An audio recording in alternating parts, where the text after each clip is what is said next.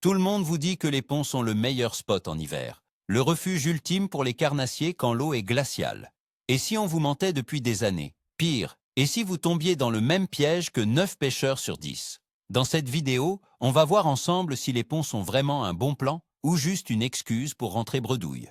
Je vous promets une chose, après avoir vu ça, vous ne regarderez plus jamais une pile de ponts de la même manière. On va découvrir la raison cachée pour laquelle ça ne mord pas, alors que tout semble parfait. Alors, les ponts en hiver, bénédiction ou pure perte de temps? Mettez votre avis dans les commentaires avant de voir la suite, on verra qui avait raison. Pourquoi cette idée est-elle si tenace? C'est simple. Depuis des décennies, on lit dans les magazines, on entend au bord de l'eau que qui dit structure dit poisson. Un pont, c'est la structure parfaite en théorie. Ça casse le courant, ça crée des zones d'ombre, ça offre des caches pour les petits poissons, et donc ça attire les prédateurs. C'est devenu un réflexe. Il fait froid, l'eau est à 4 degrés, on ne sait pas où aller. Alors on va sous le pont. C'est une habitude confortable, presque une tradition. Mais les traditions, parfois, nous empêchent de voir la réalité en face. Commençons par la théorie classique, celle que tout le monde connaît. On nous dit que les piles de pont, c'est un aimant à poissons. Un peu comme un bar au milieu du désert. L'idée, c'est que toute la vie aquatique vient s'y concentrer. La première raison invoquée, c'est la structure elle-même. Un pont, c'est une cassure nette dans un environnement souvent monotone. C'est un obstacle, un repère. Le béton dans l'eau, ça agit comme un récif artificiel, ça attire la vie. Ensuite, il y a l'argument du courant. C'est logique. Le courant principal est dévié ou cassé par les piles. Derrière chaque pile se crée un remous, une zone de calme. Les petits poissons s'y abritent pour ne pas s'épuiser. Et qui suit les petits poissons? Les carnassiers, bien sûr. Parlons aussi de la profondeur. Pour construire un pont, on drague souvent le fond. Résultat, les abords des piles sont généralement plus profonds que le reste de la rivière. En hiver, les poissons cherchent ces fosses pour trouver une température un peu plus stable. Enfin, il y a l'ombre. Même avec le soleil bas de l'hiver, l'ombre portée du pont offre une zone de confort et une cachette idéale pour les prédateurs à l'affût, comme le sandre qui déteste la lumière directe. Maintenant, passons à la dure réalité. Tout ça, c'est magnifique sur le papier. Mais quand vous êtes au bord de l'eau par 0 degré, la musique est souvent très différente. Cette belle théorie a des failles énormes. Le premier problème, c'est la température de l'eau. Imaginez un glaçon. La pierre et le béton des piles de pont sont des matériaux froids. Ils refroidissent l'eau qui est à leur contact. La zone directement sous le pont peut donc être plus froide d'un demi-degré que les alentours. En hiver, ça fait toute la différence. Ensuite, le métabolisme du poisson. Quand l'eau est très froide, le poisson est léthargique. Son but est de survivre, pas de sprinter. Il ne va pas dépenser une énergie précieuse pour chasser activement dans un courant, même s'il est faible. Il préfère une zone de calme total. N'oublions pas la pression de pêche. Le pont, c'est le spot le plus évident du secteur. Tout le monde y va, c'est l'autoroute des pêcheurs. Les poissons qui y restent sont suréduqués, méfiants, ou ils ont tout simplement déménagé dans un coin plus tranquille. Et puis, il y a le bruit, les vibrations. Un pont, c'est fait pour que les voitures, les camions ou les trains passent dessus. Chaque passage envoie des ondes et des vibrations dans l'eau. C'est un stress permanent pour les poissons qui finissent mal par associer cette zone à un danger. Alors, vous allez me dire, mais j'y ai déjà pris du poisson? Bien sûr.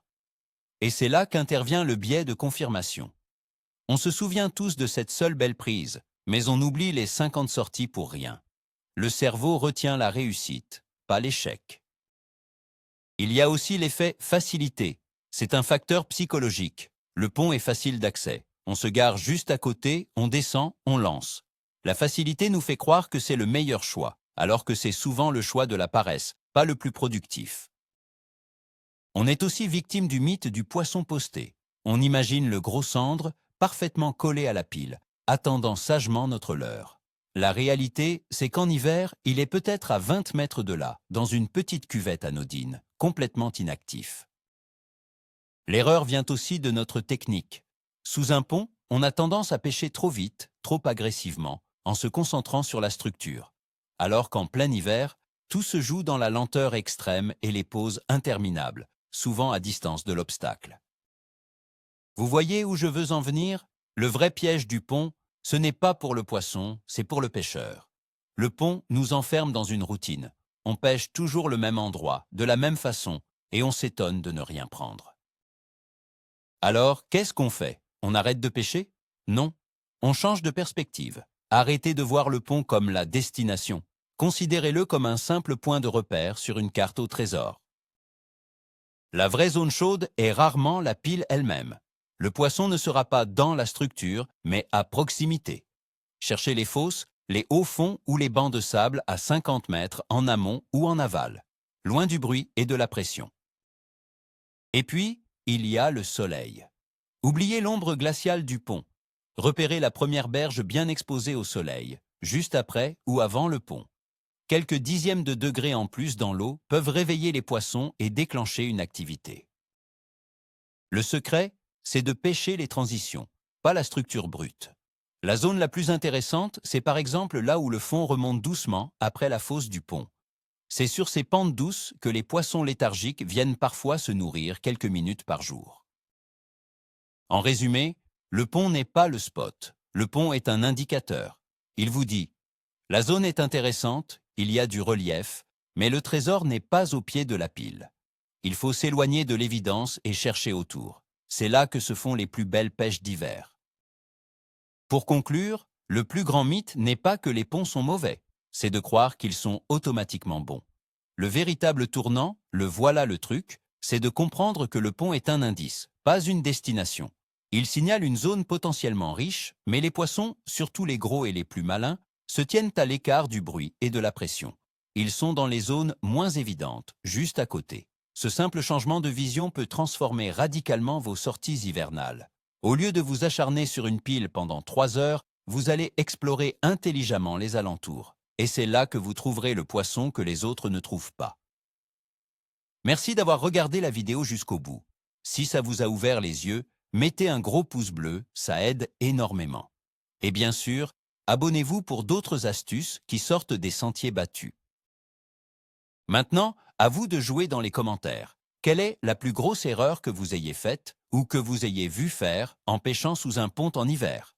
Racontez-moi ça, on va apprendre les uns des autres.